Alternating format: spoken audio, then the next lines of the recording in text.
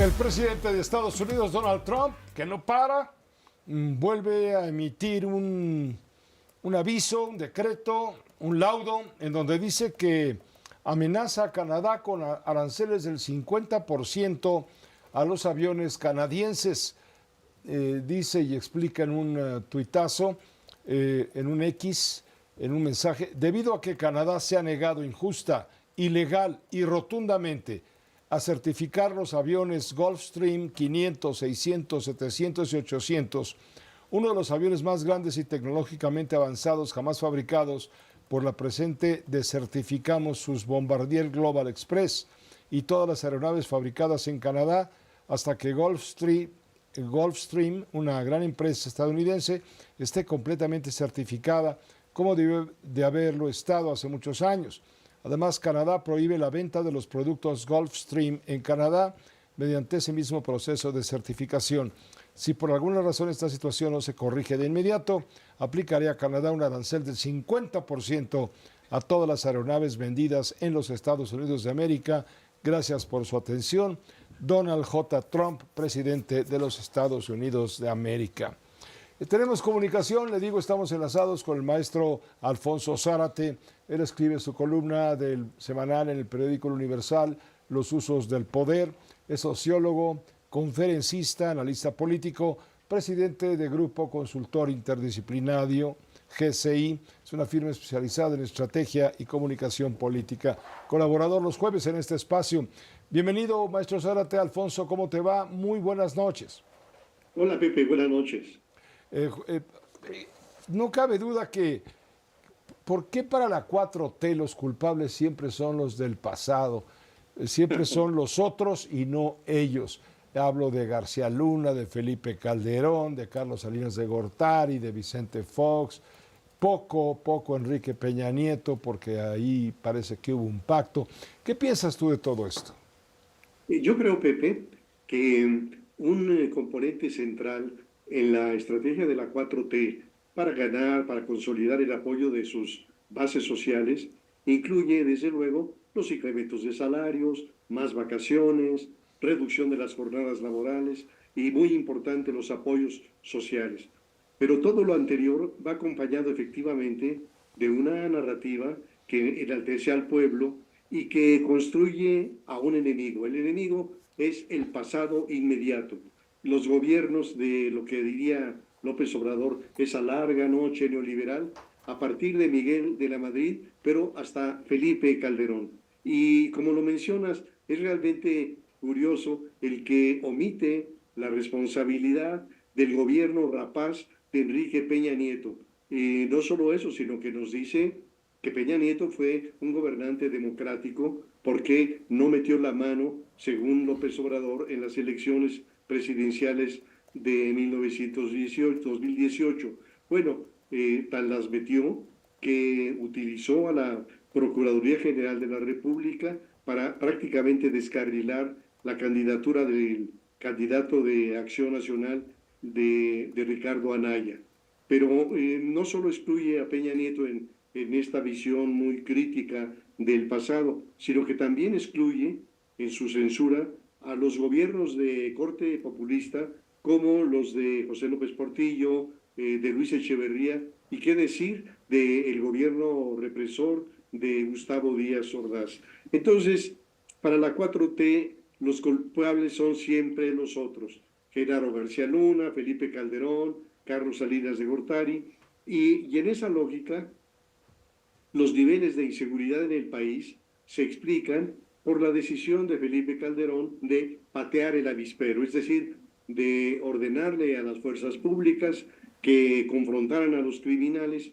Y la lógica detrás de esta censura parece ser que lo que debió haber hecho Calderón era dejar que el cartel del Golfo, los Zetas, la familia michoacana, los caballeros templarios, siguieran apoderándose de más y más territorios ante la parálisis de las fuerzas públicas. Pero cuando se trata de investigar la presunta responsabilidad de miembros de la clase gobernante, siempre se encuentra un chivo expiatorio, un perro en el caso del derrumbe en la línea 12 o un maquinista en el caso del descarrilamiento del tren interoceánico. Y entonces Ignacio Valle permanece intocado a pesar de la magnitud del robo a la nación que significó Segalmex. Y en el caso del huachicol fiscal, no hay integrantes de la compleja red criminal que estén en la cárcel. Así que la protección a los suyos es parte del evangelio de la 4T. Y los corruptos que se suban a Morena resultan purificados, como los exgobernadores que entregaron las plazas en Sinaloa, en Sonora, en Hidalgo, Campeche, etc. Pero una cuestión que merece analizarse es qué tanto seguirán siendo útiles estas explicaciones que pretenden evadir la propia responsabilidad al culpar siempre a los otros. Y yo creo, Pepe, que cada vez se va a ir desgastando esta justificación, porque una cosa es que en el segundo o en el tercer año del mandato de López Obrador se justifica el deterioro del sistema de salud y la falta de medicamentos, argumentando que 2 o 3 años no son suficientes para revertir las malas cuentas que dejaron sus antecesores.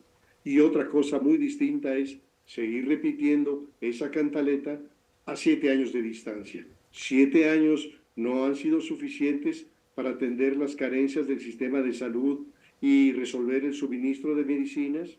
Entonces, las revelaciones sobre los negocios que se realizan en el círculo de los hijos de Andrés Manuel son cada vez más graves, cada vez más sólidas, pero la Secretaría Anticorrupción tiene las manos atadas. Irse contra algunos de los muchachos López Beltrán desataría una lucha política dentro de Morena de resultados inimaginables. Por eso en el caso del descarrilamiento del tren interoceánico se fija la responsabilidad en el maquinista y nada se dice sobre el trazo de la vía, el estado de los durmientes y el balastro que suministraron los amigos de Bobby López Beltrán. Y yo me pregunto, Pepe, ¿cómo es posible que 65 kilómetros por hora sea la velocidad que ocasiona una tragedia? No hay responsabilidad alguna de quienes definieron el trazo de la vía en ese tramo, y la investigación en un tema de esta trascendencia, del descarrilamiento del tren interoceánico, se encarga a los propios peritos de la Fiscalía General de la República y no a una empresa especializada con prestigio internacional. Gonzalo López Beltrán, Bobby, designado por su papá supervisor honorífico, ¿no tiene responsabilidad alguna? ¿Y los marinos? Cuando la presidenta sugiere que la responsabilidad es de los ingenieros, no de Bobby, ¿se refiere a los ingenieros militares? El almirante Raimundo Pedro Morales, actual secretario de Marina, era nada menos que el director del proyecto. ¿Tampoco tiene responsabilidades? Así que bueno, al evitar enfocar la investigación sobre quienes estuvieron al frente del proyecto, si los marinos, se omite lo que se está revelando: las condiciones de las vías, de los durmientes, en la calidad del balastro, carros viejos, sin velocímetro en el tablero que le permitiera al conductor conocer la velocidad alcanzada. Y está aquella conversación filtrada entre Amílcar Olán y un primo de los muchachos López Beltrán, que debería constituir un claro indicio de responsabilidad penal que hasta ahora está siendo ignorada. El responsable entonces es el maquinista, el más modesto trabajador, el más pobre. Se honra así, creo, uno de los lemas centrales de López Obrador: por el bien de todo, primero los pobres. ¡Sas! Cerraste tu conferencia, porque eso es lo que fue, tu análisis bajo la hipótesis del hilo se rompe por lo más delgado.